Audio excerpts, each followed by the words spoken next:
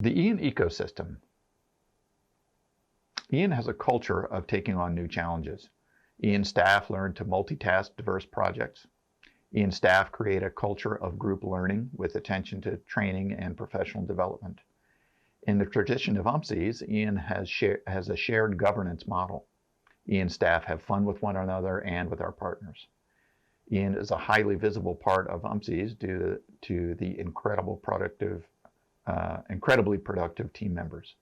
Ian is very low cost to UMSES, providing a high return on investment.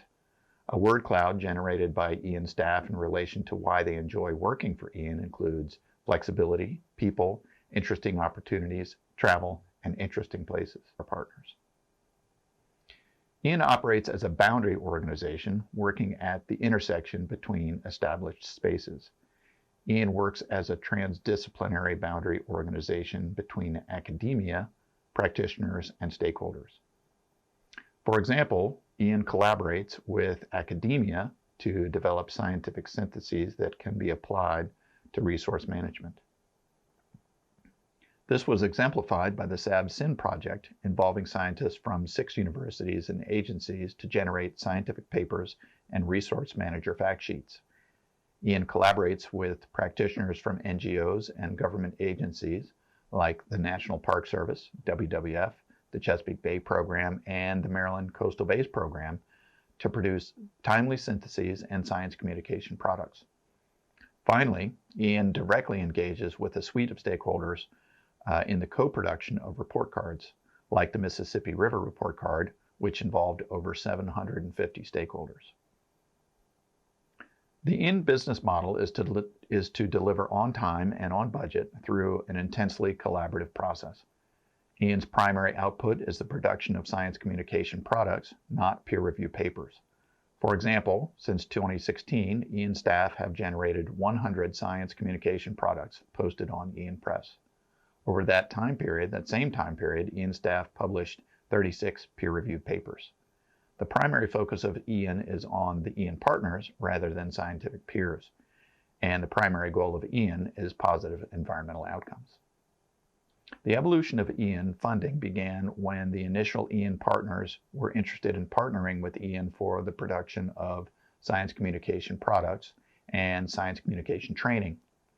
Ian produced a book, Communicating Science Effectively, to support this effort. Then Ian partners were interested in funding to support the creation of environmental report cards. Ian staff have traveled all over the world to help produce report cards. Ian created a report card website, ecoreportcard.org, and published a book, Integrating and Applying Science to Support the Creation of Report Cards. Ian report cards are at the apex of the environmental intelligence pyramid, supported by a foundation of scientific data. More recently, Ian staff are being contracted to serve in the role of stakeholder engagement facilitators. In this role, Ian staff also coach our partners in how to effectively engage a diversity of stakeholders.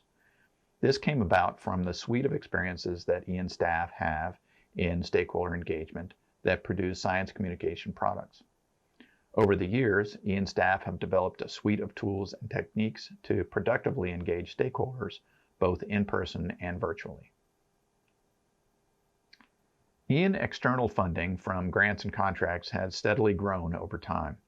Accompanying this growth in grants and contracts, the state funding appropriation allocated to Ian has diminished, and this has begun to place some administrative challenges on Ian.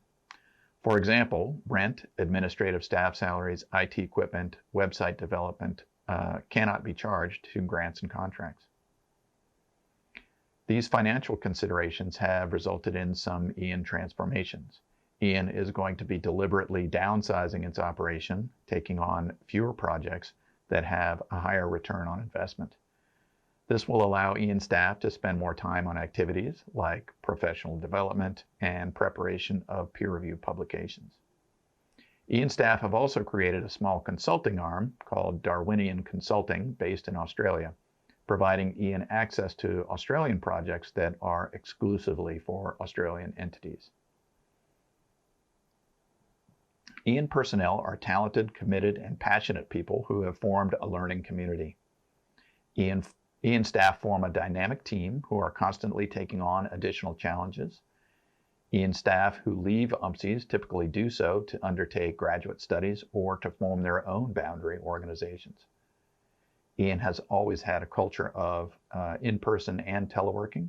This has made the response to COVID fairly seamless. Ian's staff have been holding staff social events, regular Zoom meetings, and ongoing conversations over Slack to cope with COVID isolation. Ian's been developing virtual engagement techniques for workshops that Ian facilitates. And Ian has been engaged in a rapid expansion of its online teaching offerings. Looking back at what Ian has accomplished provides a good context for what Ian and UMPSES are attempting to do, using science to make positive change happen.